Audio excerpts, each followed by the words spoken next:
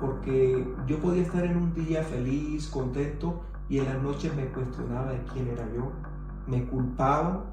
En las noches evaluaba y hacía una autocrítica muy fuerte de quién era Juan Miguel Chona. Y llega un momento en que nosotros colapsamos, nuestra alma se contamina tanto de tanta cosa y de tanta culpa. Yo fui diagnosticado médicamente con una depresión clínica, que también se conoce como la depresión mayor. Imaginen el desgaste físico, mental, de ustedes no poder dormir, de ustedes no poder hacer lo que ustedes quieren porque están desanimados. Y yo la verdad pasé del pensamiento a la acción.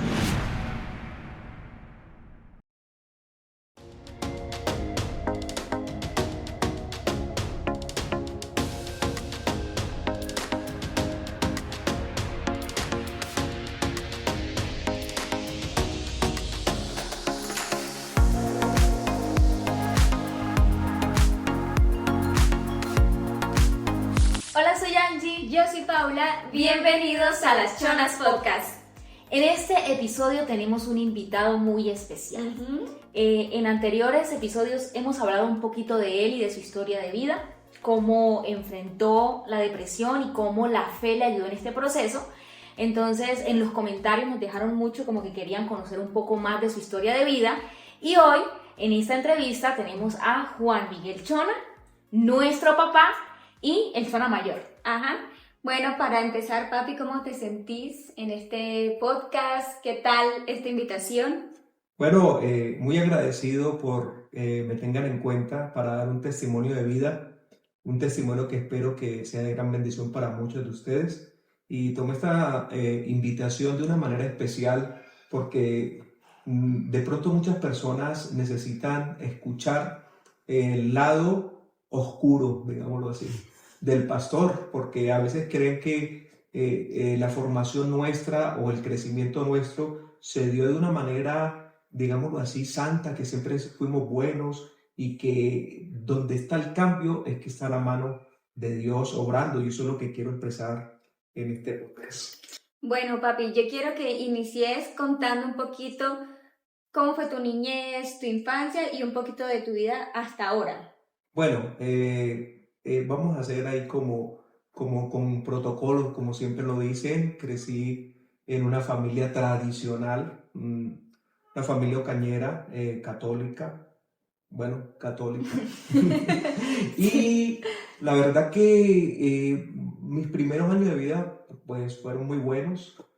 Hasta los 5 años ahí hay un break en mi vida, la separación de mis padres, que yo creo que afectó mucho la parte de mi personalidad, porque el padre pues es bien sabido que da la identidad al hijo. Y ahí se perdieron, yo creo que mucha parte de los valores, de los fundamentos que yo necesitaba para mi formación. La verdad que fue una niñez con muchas preguntas, con muchas dudas. Llegué a la preadolescencia y las cosas pues no funcionaron muy bien, las cosas no mejoraron, de pronto no se le dio el manejo o yo no puse de mi parte para entrar a la adolescencia, así ya, como dirían los mexicanos, en el desmadre total. Ya ahí fue el momento de la crisis total de mi vida. Después conozco a una señorita que de pronto ustedes recuerdan, se llama Ángela Molina, mi esposa, y ahí comienza un proceso nuevo para mí, pero la verdad que en ese proceso de aprendizaje que estuve con ella, la verdad que prueba y error. No tuve un tutor, no tuve un padre ni un padre espiritual, y lo peor, no tuve a Dios para dejarme enseñar, entonces fue bastante complicado. Sí, se puede decir que fue un noviazgo y un inicio de hogar o de construir una familia sobre unas bases que como que no eran tan sólidas, ¿sí? Y bueno, a partir de ya, pues ya entra mi mamá a tu vida, ya pues nazco yo, luego viene Paula. ¿Cómo fue ese proceso en la adultez? Y pues hasta ahorita, ¿cómo ha venido ese proceso? Bueno, en el proceso, la verdad que se toman los errores de mucha de mi generación. Estamos marcados por errores. Lo primero fue que no hubo una preparación de parte mía, porque me tengo que ser responsable. en el sentido de que estaba muy joven. La verdad que el primer impacto en mi vida fue eso, una responsabilidad muy temprana. A los 20 años yo ya estaba con una responsabilidad. Yo quería vivir, estaba en un descontrol, estaba en una crisis existencial, tenía muchas preguntas. La verdad que fue algo que impactó mi vida porque es como colocar, recoger los retazos y hacer una colcha. Para mí es algo así. O sea, pedazos de mí, su mamá tratando de armarlos y de entender cómo levantarme y cómo podía yo aportarle a ella para su crecimiento, porque la verdad que yo creo que el matrimonio se compone de eso. Los matrimonios no son perfectos ni nunca lo serán, pero yo creo que la mujer busca en un punto que el hombre sea el apoyo y que ella pueda tomar lo mejor de él para crecer. Y yo creo que hay un estancamiento muy fuerte en lo que fue, en la personalidad, en el carácter de su mamá y mucho más en el mío. O sea que la paternidad te agarró de sorpresa y te cacheteó. O sea, no fue planeado. Sí, no. Eran un par de, bueno, terminando la adolescencia, entrando a la adultez. Y también es como muy de tu generación, no de la nuestra, 30, 27 y no hay hijos. Pero creo que en ese momento sí, se tomaba la vida de pronto con otros riesgos y como que no se pensaba mucho en ese futuro. Sí. Y bueno, ese futuro fuimos nosotras dos, claramente. Pero bueno, igual ese proceso te ayudó, también te aplomó, ¿cierto? En cierta manera te ayudó como a pensar, bueno, ya no puedo ir como rueda suelta. Exacto. Ahora tengo una mujer y 2 hijas por qué responder. Y bueno, ahora hablemos 10 años después, o sea, después de los 20, que fue cuando nacimos nosotras, tus 30. Mis 30. Bueno, la base de mi vida siempre fue fundamentada en las dudas. Y las dudas crean algo que yo creo que tendríamos que tener muy en cuenta todos los seres humanos. Crea el temor, ¿cierto? Y el temor es el peor enemigo del hombre porque no nos permite alcanzar lo que nosotros soñamos. Entonces yo llego a una edad donde supuestamente se dice que llega la adultez, la madurez, donde ya se quemaron todas las etapas y yo llego todavía con muchos vacíos, todavía llego. Yo quiero que tengamos en cuenta algo. Yo vengo de una generación bastante compleja y hay una parte de la generación mía y entran los 90, donde nosotros, ustedes nos pueden preguntar, vivimos la mejor música, vivimos las fiestas más locas y tenemos muchos argumentos de lo que era vivir de manera acelerada. Nosotros vivimos el nacimiento de una enfermedad que marcó a mucha gente conocida mía como el VIH. Nace esta enfermedad que fue mortal, que no tiene una cura. Entonces uno llega con un montón de temores, de cuestionamientos, y mis 30 comienza con una situación bien particular, porque estaba buscando algo.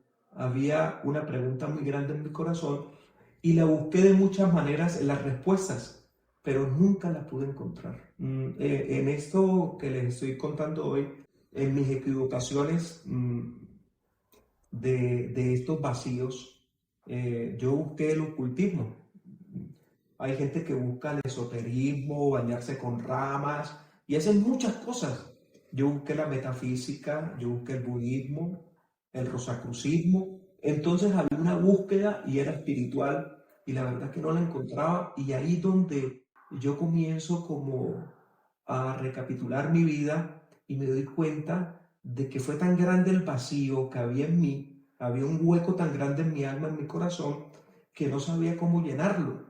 Y hay una parte importante en esto de los 30 años, ya que estamos hablando de esta etapa, que tiene que ver con mi matrimonio. Ya comienzan unas grietas muy profundas en la relación con mi esposa, con Ángela, con su mamá, y comienzan a haber unas diferencias, porque en este punto ya su mamá ha alcanzado una madurez en su vida con la crianza de ustedes, aunque yo realmente llego a los 30 con algo muy positivo.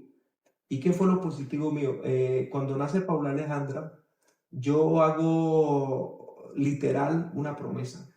Y mi promesa fue convincente. Yo tomé a Paula en mis brazos y dije, yo no vuelvo a tomar. No vuelvo a tomar, no vuelvo a fiestas, y lo cumplí. Pero eso fue aplaudido. Pues mi lechona cambió, mi familia, a Ángela le gustó, pero eso no vale de nada si hay un corazón vacío y frío que está esperando el verdadero amor. Eso es. Bueno, ahorita que pues, nos contabas acerca de esas dudas de los 30, las dudas las has tenido en todas las etapas de tu vida, pero pues como puedes ahondar un poquito, ¿cuáles fueron esas dudas que te marcaron como ese deseo de buscar algo trascendental o algo más espiritual que pues hasta este momento no lo habías encontrado, pero esas dudas te llevaron a eso? ¿Cuáles son particularmente o que traigas a memoria ahorita? Bueno, una de las dudas que siempre rondó en mi cabeza era quién realmente era yo, ¿sí? O sea, eso es una pregunta que siempre me daba porque años después me di cuenta del poder de la aceptación, ¿sí? Y el poder de la aceptación hace mucho daño porque entre esas dudas yo esperaba la aceptación de mi familia, yo esperaba la aceptación de mis amigos, y hay algo que se maneja todavía en el ámbito social y es cuando uno es popular. Entonces uno quiere manejar como, digamos así, un sofisma de distracción cuando uno está bajo de nota, cuando uno está mal, buscar la aceptación. Y yo siempre busqué la aceptación, pero el problema es que nunca me acepté a mí. Yo literal era mi peor enemigo, porque yo podía estar en un día feliz, contento, y en las noches me cuestionaba de quién era yo, me culpaba. En las noches evaluaba y hacía una autocrítica muy fuerte de quién era Juan Miguel Chona. Entonces, siendo mi peor enemigo, yo mismo me quitaba lo poquito bueno que veía la gente de mí.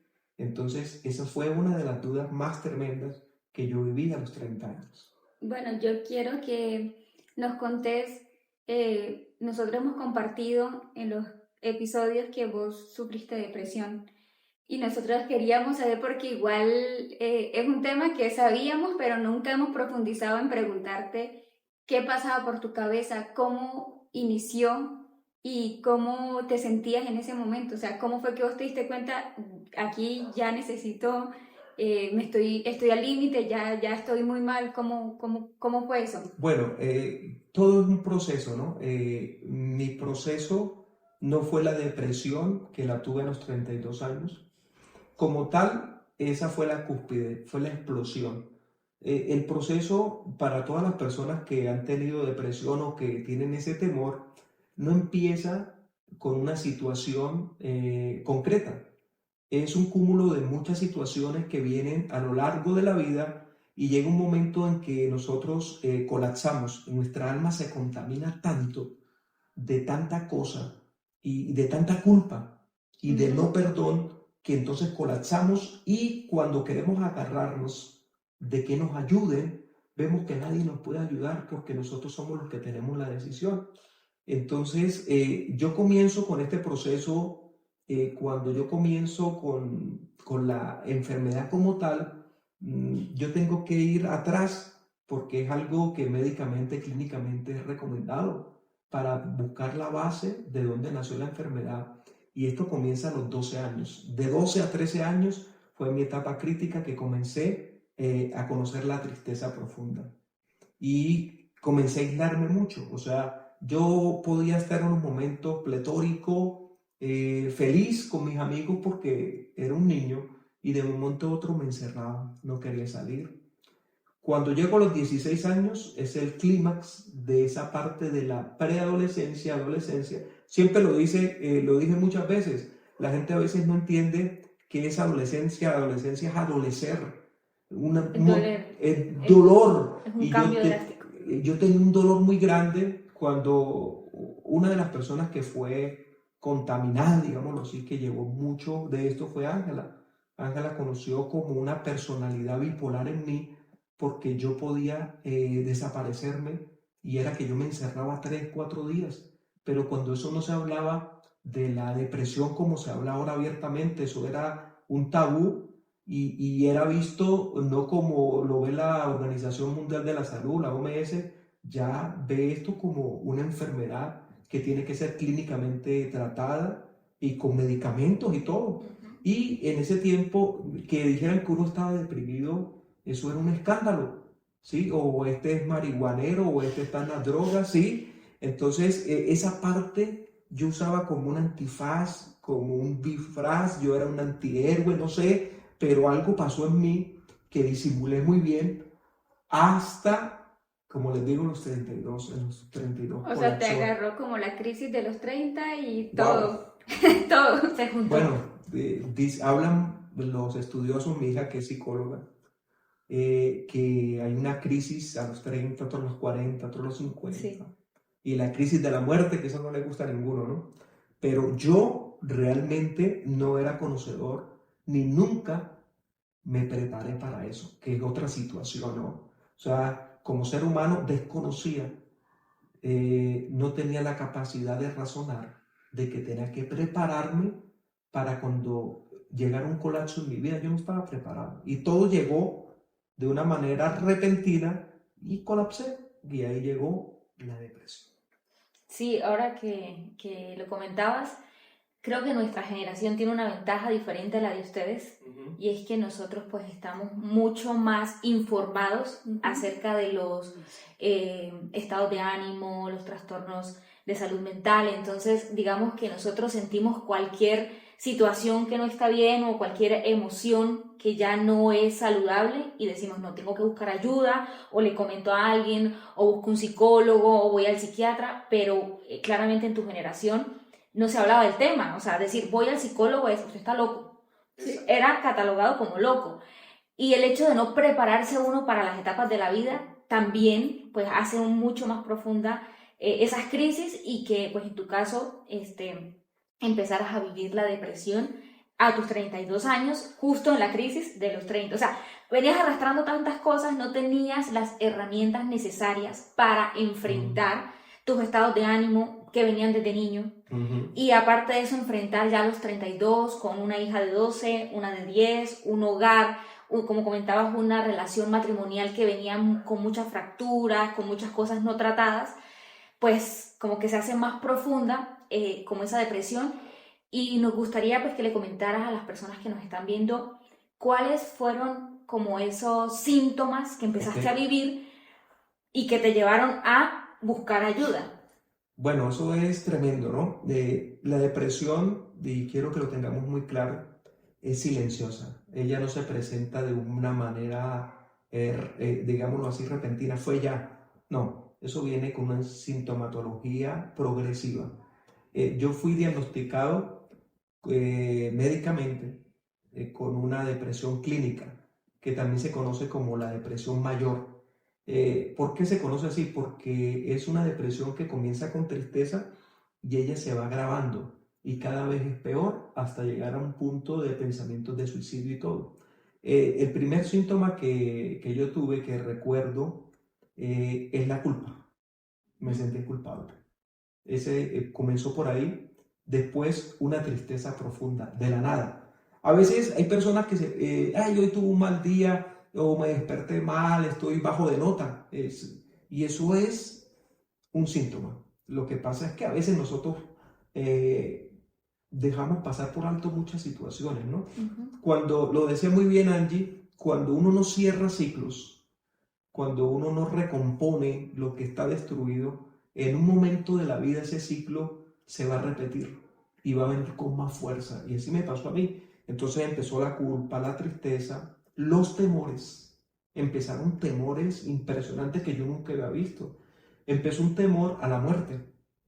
Y miren qué ilógico, lo voy a decir así porque hace parte de mi testimonio, qué ilógico que un hombre que vivió la muerte y la tuvo, yo tuve un accidente con un trauma craneoencefálico y me destruí media cara. Sí, se te ven las cicatrices. Y yo me reí de eso, ¿sí? Y yo fui una persona que de eso hice una burla, me burlé de la muerte. Y si me hubiese muerto en ese momento, gracias que Dios no lo permitió, no hubiera pasado nada para mí.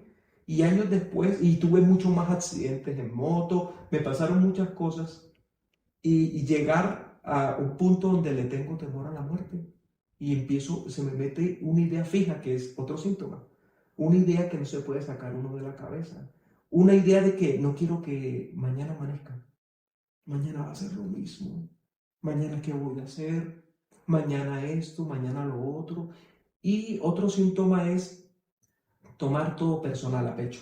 Entonces, una persona, uno forma como una estructura en su mente y en su ser, en su alma, que por ejemplo, si Angie Valeria, Paula Alejandra o cualquiera de mi entorno tuvo un mal día y no sentía que me saludó con amor y cariño, me sentía rechazado. Y esto iba ahondando en mi corazón y entonces la depresión tiene algo que es un síntoma. Uno coge las cosas a pecho. Ustedes han escuchado eso que dicen, no, pero que coges todo a pecho, que hay que vivir la Que vida. es muy sensible. Estás muy sensible. Soy muy sensible, muy emocional. Y es una realidad. La verdad que las emociones, y yo estoy de acuerdo con esto, y esto fue algo que la vida y la Biblia me enseñó. Las emociones hay que saber manejarlas, hay que recogerlas, porque si no nuestra vida será un caos. O sea, yo soy como una escuela para llegar a una graduación de que hice todo lo incorrecto para aprender cómo se hacen las cosas. Y en este punto de estos síntomas viene una cuestión terrible que yo nunca había vivido y es no querer levantarme de la cama. Pero era impresionante, quería estar era acostado, o sea, era una cosa porque mi cabeza estaba embotada. Y entra ya la sintomatología real de la depresión clínica, que es de un momento a otro me fue el sueño. No podía dormir. Yo me ponía a ver televisión y me dan las 5 de la mañana. Y esto sí afecta porque empecé a bajar de peso, se pierde el apetito, se pierde lo que te gusta hacer, lo que te inspira para estar vivo, no lo quieres hacer. Y una de las cosas más recurrentes que me ocurrió a mí después con Ángela nos reíamos, era que yo llegué a un momento que no me quería bañar. Y ya ahí sí, ahí cuando llegó ese momento llegó la preocupación, ya la depresión estaba muy avanzada y eso fue uno de los errores que pasó en mí. No permití que fuera tratada a tiempo. Entonces yo escuchaba todo lo que me decía la gente, me lo hacía. Que la leche, que esto, cosas esotéricas, que no, que esto es un espíritu, que esto es lo otro. Y yo le comí cuento a eso y no fui realmente donde tenía que ir, a la fuente, a la raíz de lo que estaba pasando. Y realmente lo más fuerte de esto es hacer como recapitular mi vida y esto se pudo haber evitado, es tan fácil. Y yo he ayudado a tanta gente con mi vivencia y por eso lo doy gracias a Dios. O sea, a mí me preguntan, no, y ojalá no hubiera pasado, no. Y gracias a Dios que pasó. Yo de verdad, esto va a ser, de pronto va a ser como ilógico, pero yo por medio de la depresión he podido ayudar a mucha gente porque tengo la vivencia de lo que es realmente la depresión.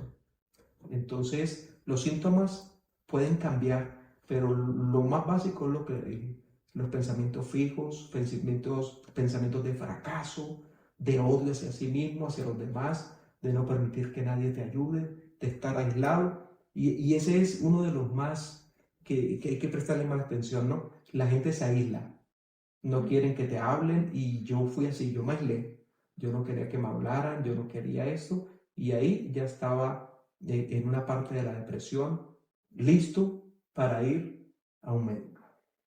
Ok, entonces te demoraste en tomar la decisión. Para la gente que nos ve, que nos está escuchando, la depresión pues es un trastorno del ánimo y afecta la vida en todos los ámbitos y es incapacitante. O sea, llega un momento que es incapacitante y es el momento en el que estamos en tu historia, porque pues se vive en un estado de ánimo profundo, de tristeza profunda, se pierde el deseo por hacer las cosas diarias. es como que no me quiero levantar, no me quiero bañar, no quiero trabajar, no quiero hacer nada. Y aparte de eso, cambia nuestros pensamientos, por eso tenías tantos pensamientos negativos, nos cambia nuestra conducta e incluso también nuestra salud física, ¿sí? Entonces, con esto también, haciendo aquí como un paréntesis, queremos pues, invitar a las personas que de pronto se encuentren atravesando un momento de tristeza profunda y constante. Es normal que nosotros nos sintamos tristes, ¿sí? Yo creo que las pérdidas físicas, económicas, de seres queridos, pues traen un proceso de tristeza. A veces pasamos por situaciones o por crisis de los 20, de los 30 que nos trae tristeza, pero si de pronto en algún momento de su vida usted siente que está atravesando como en decadencia cada uno de estos síntomas, será bueno poderse reevaluar y poder pensar y no esperar de pronto tanto tiempo, porque a veces el problema es que nos acostumbramos a estar ahí y luego se hace más difícil salir, ¿sí? Y a veces esa situación puede afectar no solo a la persona que está sufriendo depresión, sino que incluso a la familia, es como un daño colateral, digámoslo así. Y eso fue en cierta manera lo que vivió principalmente mi mamá, que yo me acuerdo que cuando estábamos en esa adolescencia mi mamá estaba como muy pendiente, esa parte de estar pendiente de nosotros, de que hoy ya estabas en una depresión profunda, le tocaba estar muy atenta de todas esas cosas, de que, por favor, Juan Miguel, levántate, anda a bañarte. Yo me acuerdo, tengo ese recuerdo que un día te levantabas, o sea, vos siempre estás bien vestido, bien arreglado, ¿sí?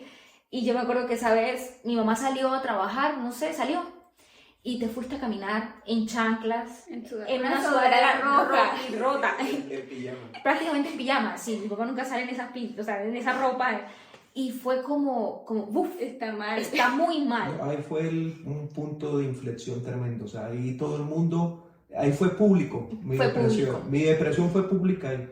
Entonces, si de pronto las personas que nos están viendo están pasando por una situación así, pues los invitamos a que no esperen hasta sentir estos síntomas y decir, sino que si empiezan ese proceso, entonces decir, uy, me estoy sintiendo muy triste, no me quiero levantar de la cama, no tengo apetito, debo ir al psicólogo, debo buscar un psiquiatra que me ayude para no llegar a fondo, porque a veces pensamos que ir al psicólogo es, tengo que ir cuando ya estoy mal. No, a veces uno puede prever. Entonces, en tu caso, llegaste hasta las últimas consecuencias. O sea, sí, ¿en qué momento fue que tomaste la decisión de decir voy a hablar con un psicólogo? Porque nosotros supimos que vos consumías pastillas y todo, pero ¿en qué momento fue que pediste ayuda profesional? Profesional. La verdad que no fue que yo pedí como tal. Me obligaron. Eso fue como una necesidad de la familia. Y hay una realidad en eso, ¿no? Uno le hace mucho daño a la familia. El entorno se carga tanto de las necesidades que uno tiene, que son necesidades, digámoslo así, pero son, ¿cómo lo diría yo? Es un alma tan vacía que las necesidades no pueden ser llenadas por eso a mí cuando alguien, ay, te vas a poner bien, te vas a mejorar, esto pasa, no, ese no es el apoyo que necesita una persona con depresión, es más profundo todavía, y es cuando entonces me sacan una cita médica en el hospital, y no me acuerdo si fue Ángela, no tengo realmente porque ya estaba muy mal, es más, mi mente ya estaba colapsando, como lo que ustedes dijeron. Hay partes de esas escenas, de esa película, que no me acuerdo. Claro, porque si ya no dormías, No comías bien. Yo estaba durmiendo un promedio de 2 horas diarias, imagínense eso. 2 horas, yo estaba colapsado totalmente. Voy donde el psicólogo y yo no va como con una esperanza, ¿no? La verdad que uno cree que las cosas se van a resolver rápido. Y a mí me remiten para el psiquiatra y ahí sí se complicó todo. Ya lo clínico ya me hizo como daño. O sea, yo esperaba era contarle al psicólogo que sí y que él tuviera como la varita mágica y ya me resolviera todo, igual a Claudia, la varita mágica. Y vamos a ver que voy donde el psiquiatra y el psiquiatra me trata, bueno, la psiquiatría tiene su campo, pero no es como el psicólogo, ¿no? El psicólogo es más personal, sí, el psiquiatra es más técnico y va al punto de la enfermedad. Yo cuando vi que me estaban formulando y me mandan una cuestión que marcó mi vida y yo no le deseo esto a ninguno, porque una parte de la droga iba con un sello de antinarcóticos, y estoy diciendo la verdad. Era una cuestión que es antiguo. Y yo pregunté que por qué, si yo no llevaba esa orden a la droguería, no me la podían vender, y me explicaron que era que los muchachos tomaban eso con Coca-Cola y eso era peor que cualquier narcótico. Y yo me sentí sucio y peor. Yo dije, soy un drogadicto, y les voy a contar lo peor. Lo peor es que yo me tomaba como 8 pastillas. Una para mantenerme, fluoracetam, fluoratil, no me acuerdo muy bien los nombres, pero yo no quiero ni recordar, porque eso era una tras de otra. Su mamá, ya te tomaste la pastilla, y era con eso para que yo avanzara, porque era psiquiátrico Y psicológico. Sí, los dos me lo tenían que tratar. Entonces, ¿dónde empiezo a colapsar? Me falló el hígado. Yo tuve una cuestión médica de 2 hepatitis muy seguidas, y vamos a ver que no sabía que tenía unas heridas todavía por sanar, y esta medicina hizo mella en mí y un daño ahí, ¿no? Y lo más tremendo y lo que me derribó totalmente fue que yo hablo con el doctor, le digo, doctor, ¿en cuánto tiempo cree usted que yo, con mi situación, Voy a salir voy de a aquí. salir de esto? Y me dice, bueno, usted es juicioso, lo que usted quiere, usted tiene, sí, yo quiero salir de esto. Otra cosa, la depresión y estados de ánimo, ¿no? Sí. A veces uno se cree que ya está, y ese día estaba yo pletórico, feliz, Pues ya positivo. me estoy... No, yo me estoy sintiendo mejor, doctor, muy bien. Bueno, Juan Miguel, eso a veces hay procesos como el suyo, que es clínico, es severo, que duran 5 años. Y a mí se me fue todo al piso. Imagínense un proceso de 5 años. Yo ahí no creí que sería, yo dije, no soy capaz. Yo la verdad dije, empiezan unas ideas Claro. que yo sé que ustedes me van a preguntar ahorita sobre eso. Sí, con respecto a los tratamientos, como lo decías, por lo general la depresión, el trastorno, se trabaja desde lo psiquiátrico, que es lo que decías, muy técnico, y es mucho medicamento. ¿Para qué? Para poder regular nuevamente los neurotransmisores que generan dopamina, serotonina, para que pudieras dormir bien. Y pues ellos traen contraindicaciones, y aparte de eso, pues mientras el cuerpo se adapta, es muy extraño las sensaciones en el cuerpo. Y aparte de eso, pues la parte psicológica, que dependiendo la terapia, o sea, el tipo de terapia que se utilice, cognitivo-conductual o terapia de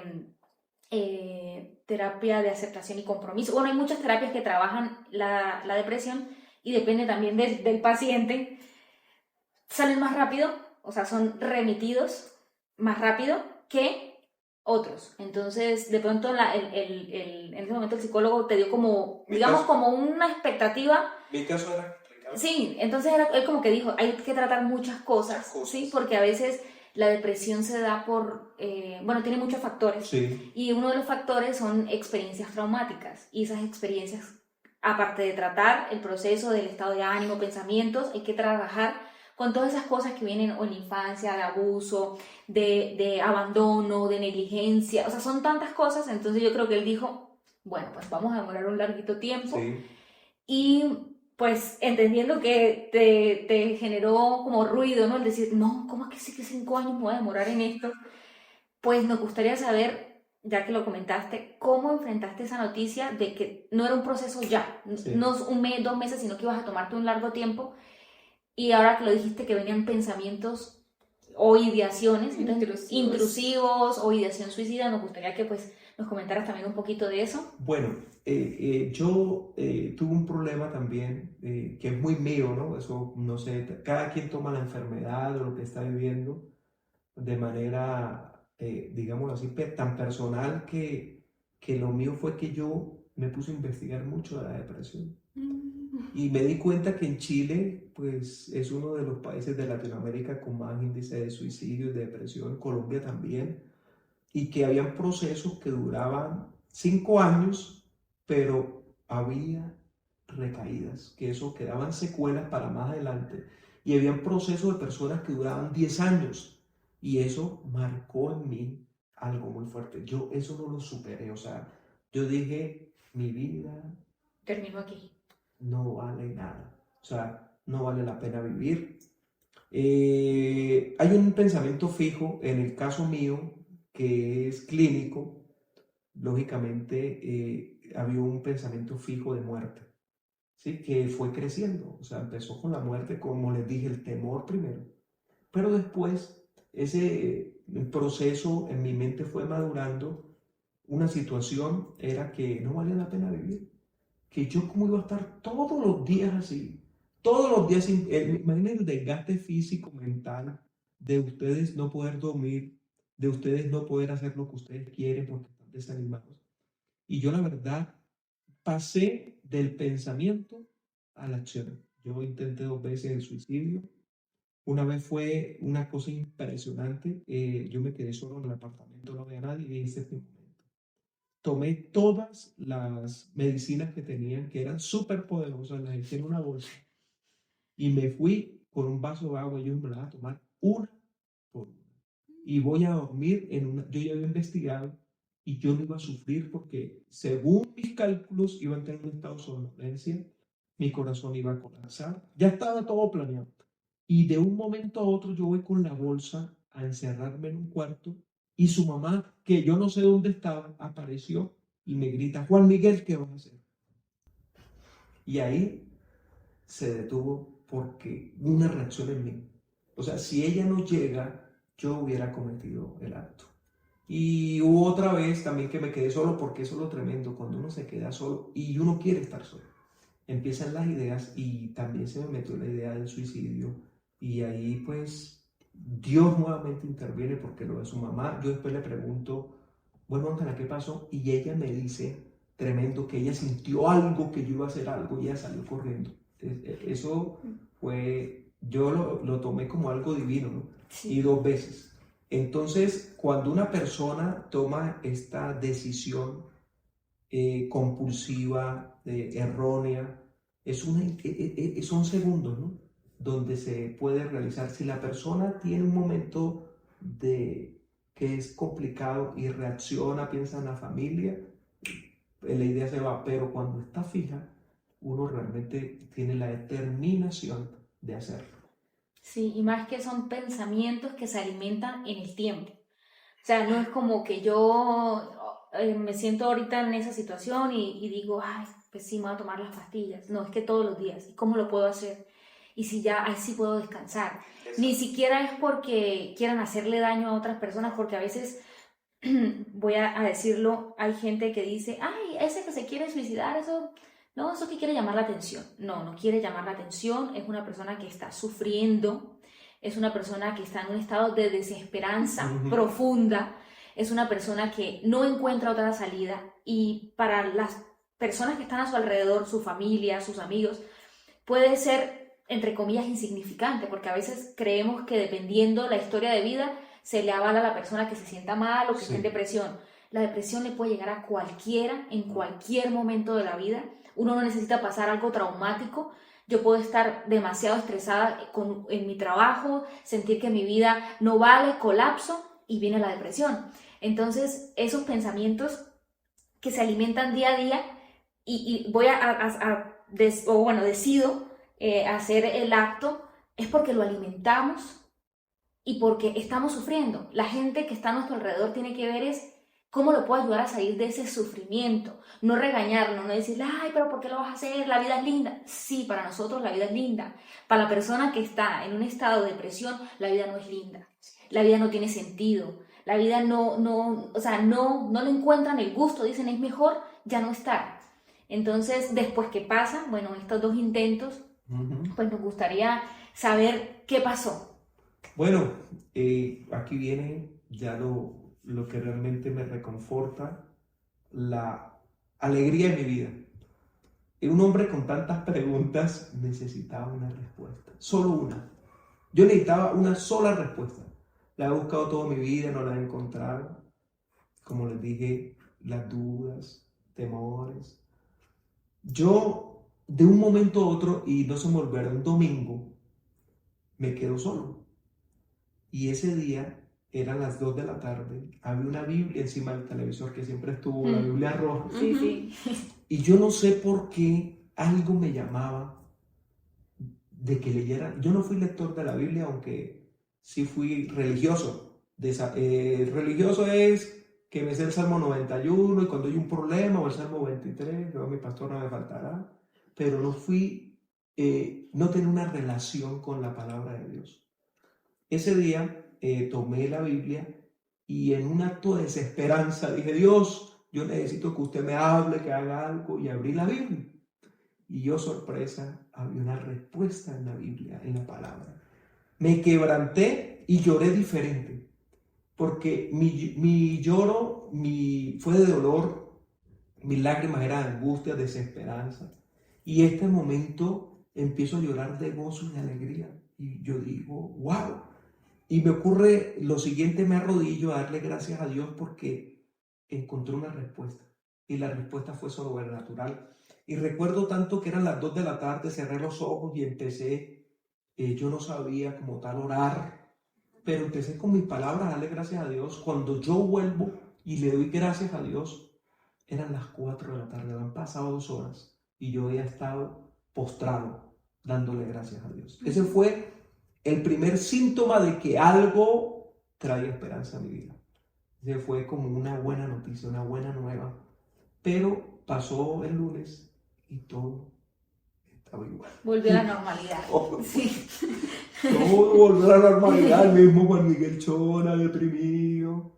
Pero sentí que era Dios buscándome y Dios lo que estaba era intentando llamar mi atención.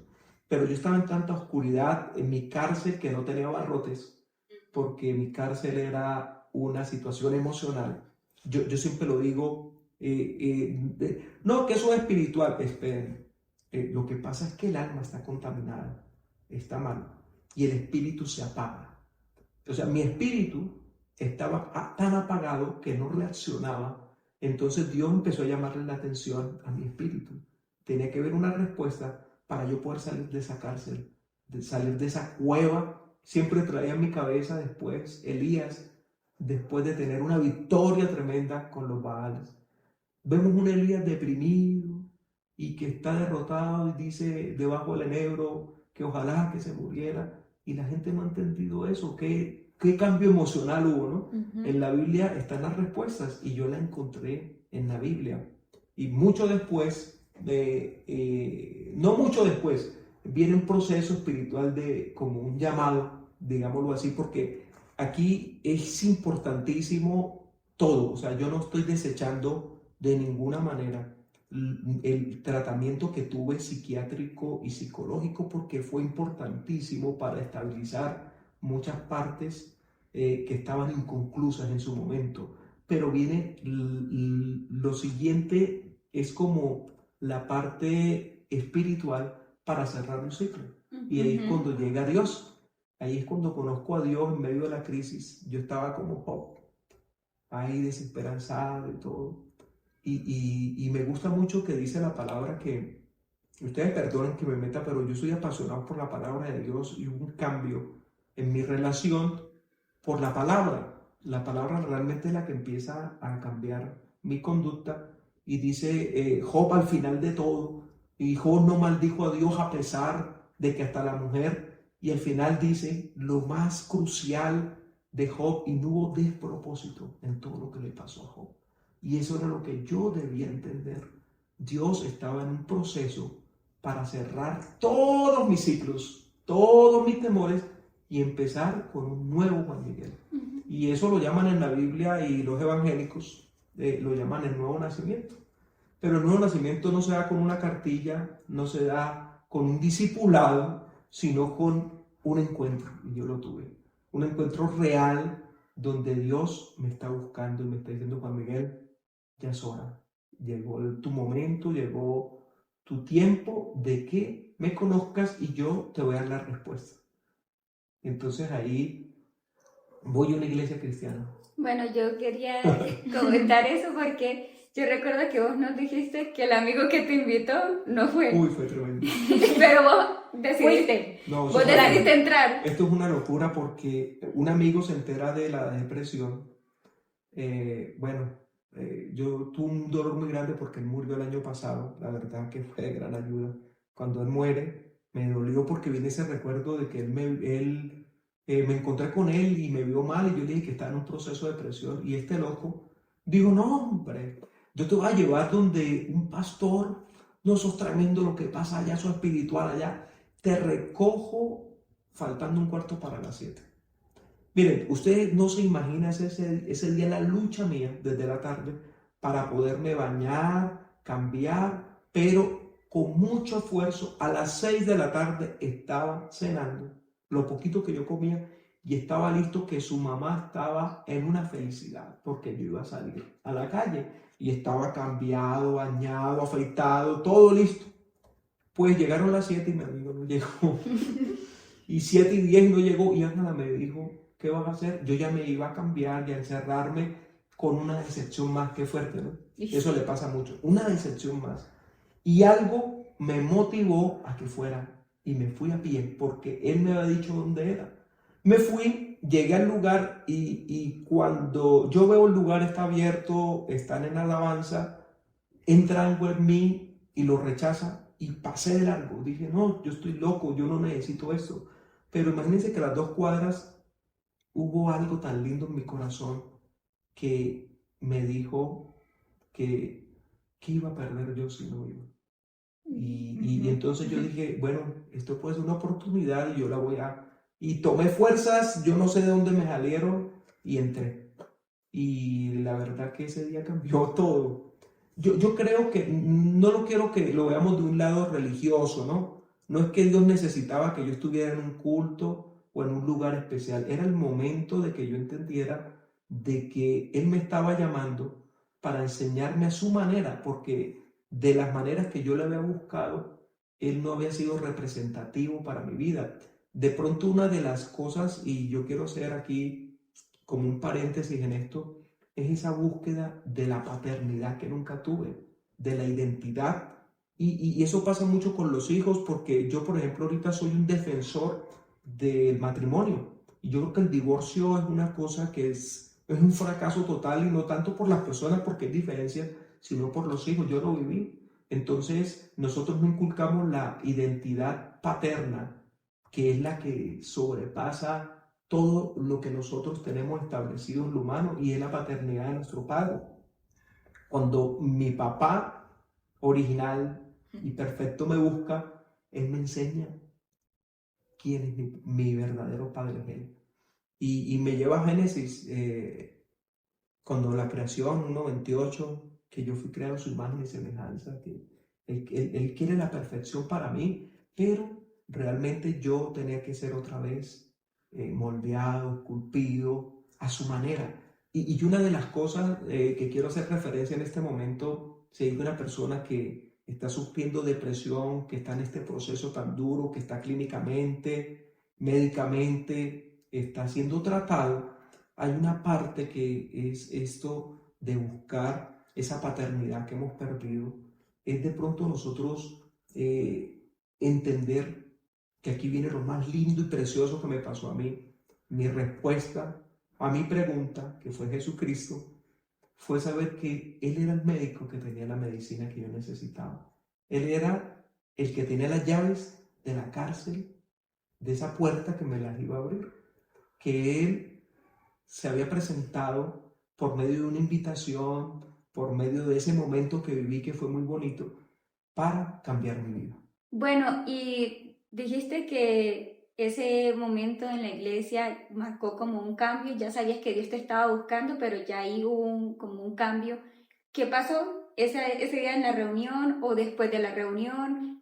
Si fue como cuando fuiste con el psicólogo que otra vez, o qué pasó con ese Juan Miguel. Bueno, ese día fue hermoso porque, bueno, estaba el pastor, él oró por mí y yo sentí un refrigerio, un bálsamo, una alegría. Habían varias personas ahí que estaban en la reunión, me abrazaron y sentí algo tan hermoso, algo tan diferente en ese momento. Pero había que tener cuidado, ¿no? Porque las emociones estaban vivas, entonces era cuestión de emoción o cuestión de fe. Entonces al final el pastor me dice, tú estás completamente bien y vas a estar bien. Y yo lo dije así espontáneamente, digo, lo creo, estoy bien. Digo, bueno, me fui para la casa diferente, ya no arrastraba los pies, ya mi caminar era más seguro. Llegué a la casa, Ángela, ¿cómo te fue? Y Ángela notó el cambio. Llegué con ánimos y me acosté a dormir. Y Ángela, como estaba cansada de la situación, se evidenció como a los 2 días. A los 2 días su mamá me llama la atención, dice, Juan Miguel, vos tanto que fuiste a la iglesia, que estás buscando a Dios, no te querés ayudar. Yo dije, ¿qué pasó, Ángela? Digo, mira, ahí están las pastillas, yo te llevo el registro. No has tomado pastillas, Juan Miguel, ¿vos qué estás pensando? Y yo solté una alegría en mi corazón. Yo le dije a Ángela, estoy durmiendo común y corriente. Yo no estoy tomando pastillas porque estoy bien. Y ella no me lo creía. Pero no vas a ir donde, sí voy a ir donde el psicólogo, tengo que tener una cita, yo tenía cita cada 15 días, cada mes, tener una cita pronto. Yo le dije, yo voy a ir, pero Ángela, quiero que entendás, no me estoy tomando las pastillas y me siento bien. Y ella ya se sentó y me miró, ¿dormiste bien? Miren, fue tan tremendo que comencé a dormir 10 horas. Después de dormir 10, a recuperar el hambre, quería salir a la calle, quería compartir. Querías ir a la iglesia, estar Quería ir allá. a la iglesia, había un gozo, pero en mí el gozo del Señor es mi fortaleza. Había algo diferente en mí y la verdad que esto hizo que había una motivación diferente, ¿no? Ya el dolor se fue. Y miren qué bonito esto. Aquí fue una de las enseñanzas más fuertes que yo tengo. Fue que sin que nadie me lo dijera, al ver esta situación que Dios fue propicio para esto, llegó algo y entendí que yo me tenía que perdonar. Porque leí una palabra que Jesús dijo que Él fue propicio en la cruz y que Él nos perdonó. Y el problema es que Él ya me perdonó, yo estoy bajo su gracia, pero yo, Juan Miguel Chona, tenía tanta culpa y no me había perdonado. Y ese día me perdoné. Ese día dije, Juan Miguel Chona, tuviste todos los errores, fuiste todo lo malo, no lo escondí, lo expresé con mis labios. Le dije, Juan Miguel, si mi padre me perdonó, que está en el cielo, yo ahora me perdono. Y hubo una liberación tremenda en mi corazón. No de llanto, sino de alegría. O sea, hubo perdón. Entonces entendí que una de las cosas de la depresión es el no perdón. Sí, yo creo que lo más difícil es perdonarse a uno mismo. A veces uno puede perdonar a cualquiera, pero somos muy duros con nosotros mismos. Y sí, verdad, si Jesús ya nos perdonó, ¿por qué nos tenemos que estar juzgando y echándonos sal en la herida? Yo te quería preguntar, eso han pasado ya Eso como fue 15 años. Sí, en el No, 2009, 17. mayo del 2009, yo terminé con este proceso. Así se los digo. Eso es tremendo como lo digo, pero es así. Miren, yo después creo que el psiquiatra, mi hoja clínica, todos quedaron preocupados porque yo no volví por ahí. Se los digo. Las droguerías no volvieron a saber de mí y desde mayo del 2009, yo hasta este momento, aquí me ven, en ese momento la depresión. Como diríamos, remisión completa. Completa. Porque Sí. hay gente, y hay que aclararlo aquí, hay personas que pues tienen depresión, viene remisión parcial se llama, pueden continuar con su Sí. vida, pero tienen recaídas. La diferencia aquí está en que el momento que tuviste pues ese encuentro con Jesús hizo un cambio en muchas cosas de tu vida que hace que te mantengas en ese mismo propósito. Sí, sí. Y algo que yo, o sea, ahorita que te escuchaba y que estábamos pensando en este podcast, en este episodio, yo decía, ¿cómo la fe en Jesucristo puede ayudarnos a salir de la depresión? Sí. Y es porque, pues, pasan muchas cosas como encontraste significado y propósito a tu vida, que era la mayor pregunta de toda tu vida. Tal fue cual. esa. ¿para qué estoy? ¿Qué significa mi vida? Y le encontraste significado entendiendo que Jesús murió, te redimió, te perdonó y que tenés un propósito. Sí. También pensaba en que hay esperanza de algo más grande.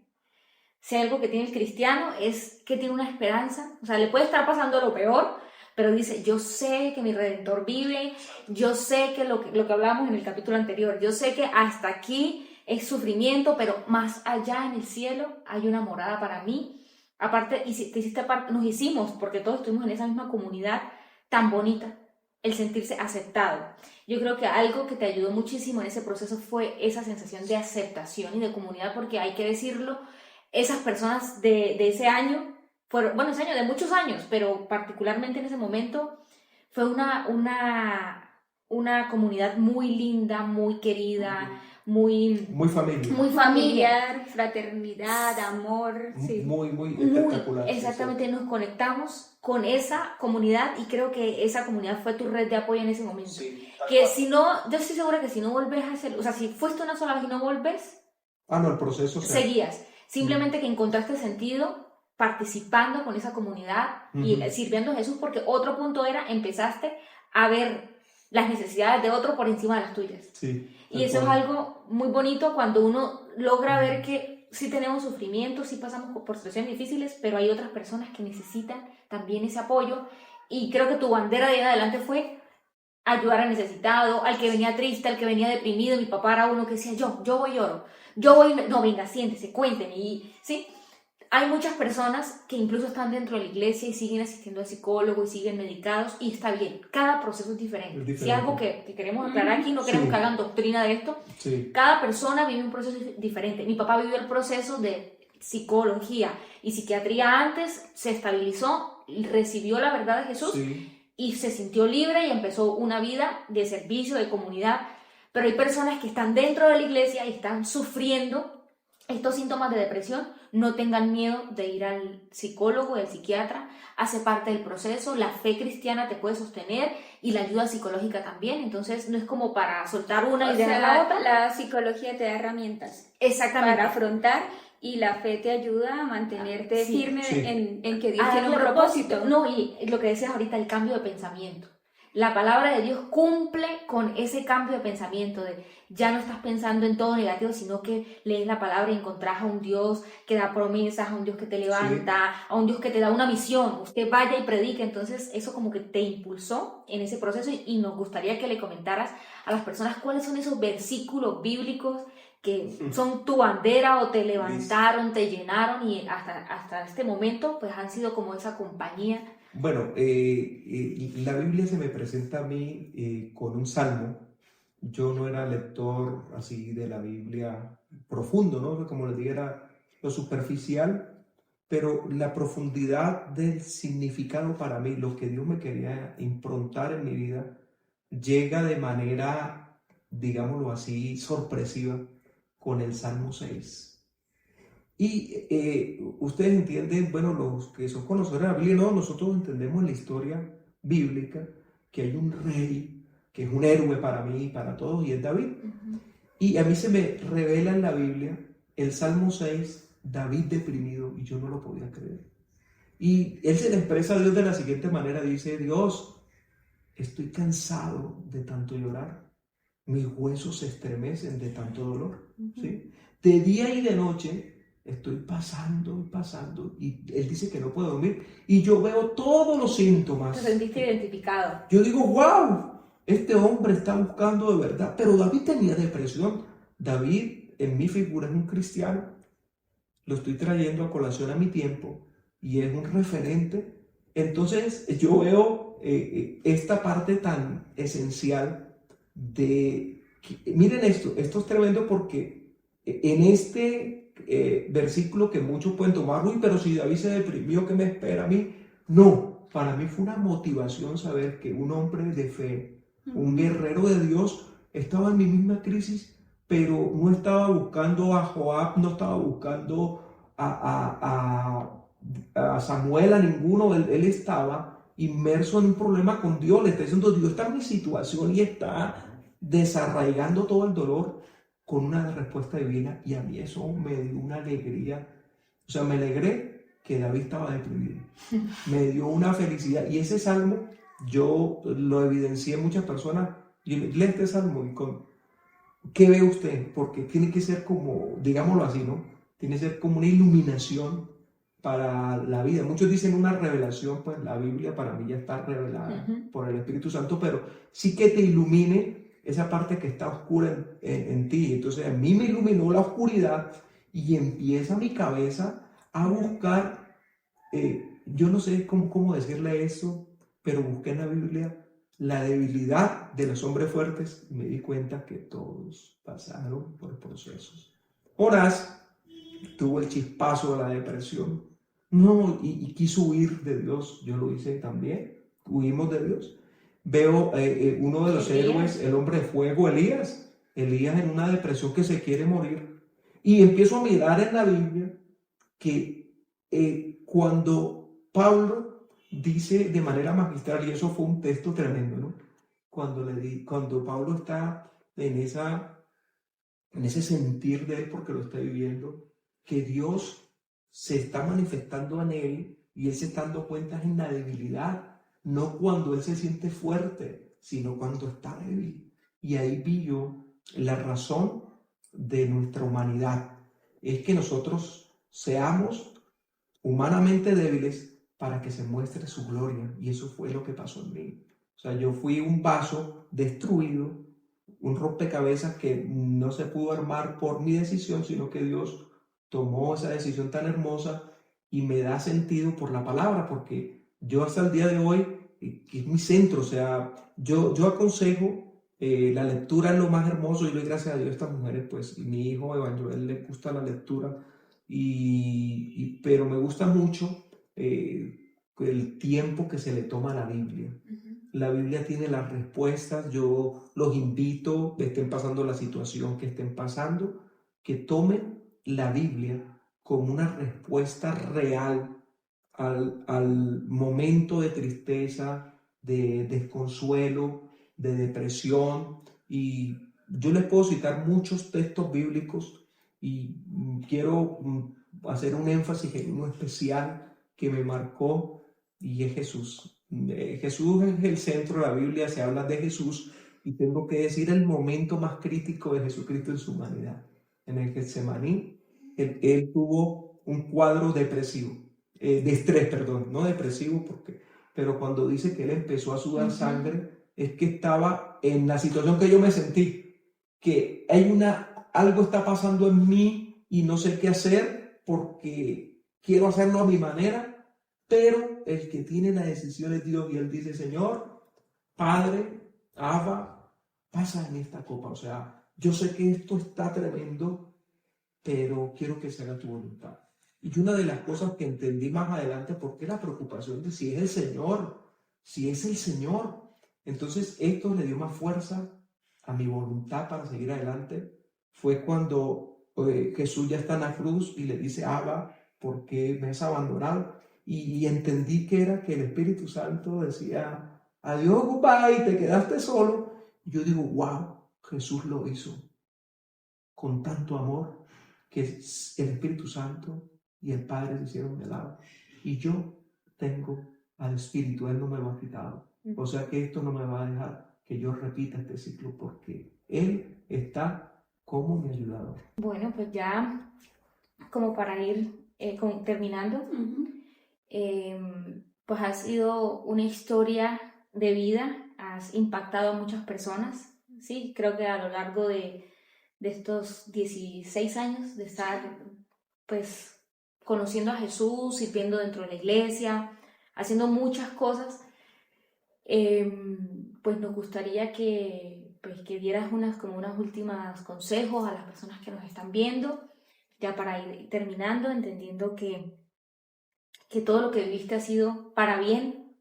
Hay un versículo, Romanos 8:28, hermoso. Que todo lo que nos pasa a los que amamos a Dios, sí. A los que amamos a Dios, todas las cosas nos ayudan a bien, y a veces no lo entendemos, y por muchos años pues, en tu posición o en tu situación, sí, no lo entendías. Nosotras como hijas, desde nuestra óptica, tampoco entendíamos a veces muchas cosas, y lo dijimos, teníamos 14, 12, Yo quiero decir algo y es que el año pasado, no antepasado, yo me vi una película que se llama Aftersun, que es sobre la historia de una niña y el papá.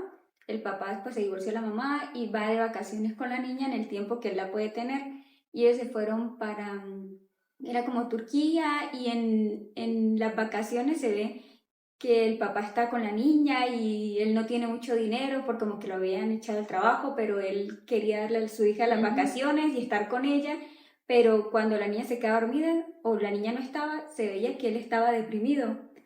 Y luego al final pues la película hace ver que después de esas vacaciones él se suicida. Y la niña al final muestran como ella ya grande diciendo, ya entiendo, como a la edad que ya tenía el papá, ya entiendo lo que mi papá estaba viviendo, y nosotros fue como, ya hemos crecido, ya hemos aprendido, y es, en ese momento pues no entendíamos, no dimensionábamos, y a medida que vamos creciendo, es como, uy, sí, ya voy comprendiendo más esa situación, y yo vi esa película y yo decía, yo me acuerdo que nosotros viajábamos a Santa Marta. Yo no sé en qué momento estabas de la depresión. Una crisis. Y yo recuerdo que yo vi la película y yo dije, mi papá en ese momento estaba deprimido, y qué tal que hubiera sido el último viaje.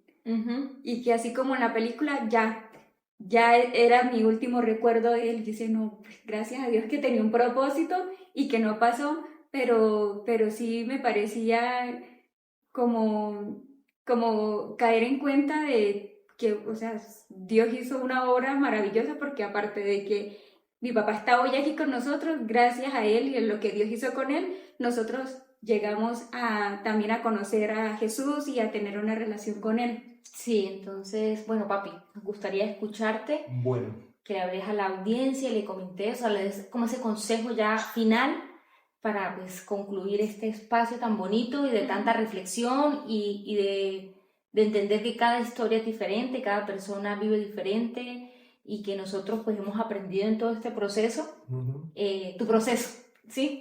bueno, a la manera de Dios es lo mejor, esa invitación a la manera de Dios me cautiva mi corazón.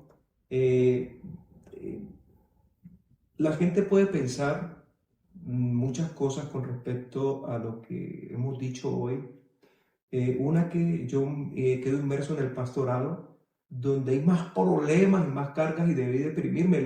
Hay pastores que entran en una crisis que le dicen la crisis del quemado. Ustedes han visto pastores de Asambleas de Dios, últimamente escuché de la Iglesia Bautista que se están suicidando, porque uno llevar la carga de la familia y la carga de una congregación donde te vienen a contar todos los problemas, ¿sí? Lo que estamos evidenciando aquí en Colombia con los pastores, lo que está pasando, es una cuestión complicada. Y yo, la invitación que les hago yo es permitamos a la manera de Dios, respetando, como lo dice Angie Valera Paula, todos los parámetros médicos es necesario, pero el aceleramiento a lo que Dios quiere hacer para que sea permanente, porque yo hasta el día de hoy no he tenido depresión, he tenido tristeza, he batallado más fuerte que antes. Miren esto, o sea, lo que quiere decir que en mí se cumplió la palabra cuando el Señor dice fuérzate y sé valiente. O sea, Dios me hizo más valiente, me hizo más esforzado. Y en este punto yo quiero que ustedes, cuando vean que las cosas no están bien, por favor, no se callen, denuncien. O sea, la verdad que una de las cosas importantes es tener una persona y contarle, no tengamos por poco problemas. A veces tenemos por poco la ruptura en los jóvenes de un noviazgo, tenemos por poco la salida de un trabajo donde estaba cómodo, te echaron, no entendiste el proceso, que de pronto hay algo más adelante, y eso coloca en las relaciones como una, digámoslo así, coloca como un trauma de que ya yo no quiero tener más novio, me fue mal, de que me hicieron daño en el trabajo cuando estaba mejor. Entonces yo busco primero que hacer una reflexión total, cómo está mi alma, cómo estoy con Dios, cómo estoy con mi familia. Y hay algo importante que les quiero decir, ¿quién es la persona de confianza? A mí me gusta mucho eso. Nosotros debemos sacar lo que está mal.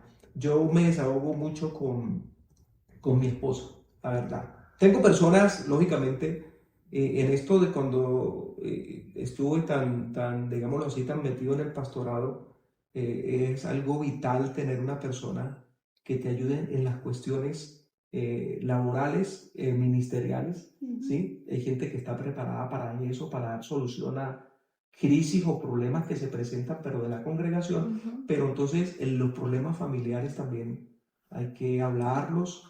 Los invito a que hablen. Por favor, hagan de una conversación, si van a llorar, buena noticia, lloren, desahóguense. Cuando ustedes vean que las cosas están mal, busquen ayuda profesional también, busquen a alguien espiritual. Les invito a la Biblia, les invito a la oración, es importantísimo. Todo es un cúmulo de cosas hermosas para ser mejores. Y hay algo muy bonito con esto, y siempre se habla y se hablará del propósito. Tienes un propósito, eso es una verdad, ¿sí? Y todo hace parte del propósito. Entonces, cada adversidad que nosotros sacamos adelante hace parte de un plan de Dios, de un plan de vida, que una evaluación que tú te tienes que hacer. Yo le digo la autocrítica. Entonces yo digo, ¿cuál es mi plan de vida? Y qué realmente, y yo quiero que seamos muy, digámoslo así, respetuosos o muy serios con esta situación de los ciclos. ¿En qué ciclo estás? ¿Sí? ¿En qué transición? ¿Dónde vas a transicionar para lo nuevo? Porque estamos esperando, acabamos de salir del año 24 y para muchos el año 25 pues no pinta como muy bien, estás desesperado, estás sin trabajo, ¿cierto? Pero ¿qué dejaste en el año 24 que no te ha permitido que avances? Recuerda que la Biblia dice en Isaías algo tremendo. Dice, no traigas a memoria las cosas antiguas, ni recordéis las cosas pasadas. He aquí, yo hago cosa nueva, dice el Señor. Nuevamente abriré ríos en el sequedal, ¿sí? Entonces, lo que está haciendo Dios es una invitación, ya deja el pasado, cierra el ciclo. Te quiero decir nuevamente, cierra tus ciclos nocivos, esas personas que todavía tienes en tu corazón, y como lo decía Paula, son difíciles de perdonar. Tienes que hacerlo, tienes que descontaminar tu alma, tienes que salir adelante con tu propio perdón, tú te tienes que perdonar. Cristo ya te perdonó. La gracia del Señor, cuando nosotros la queremos recibir, nos embriaga, nos hace felices. Así que con responsabilidad quiero que miremos la depresión con seriedad. La depresión es un trastorno mental. Es algo que ya aún las EPS la tienen constituida como una enfermedad y que tiene que ser tratada. El dolor más grande que hay en mi corazón, en mi vida, es escuchar personas que se suicidan y perdieron la oportunidad de que Dios hiciera algo.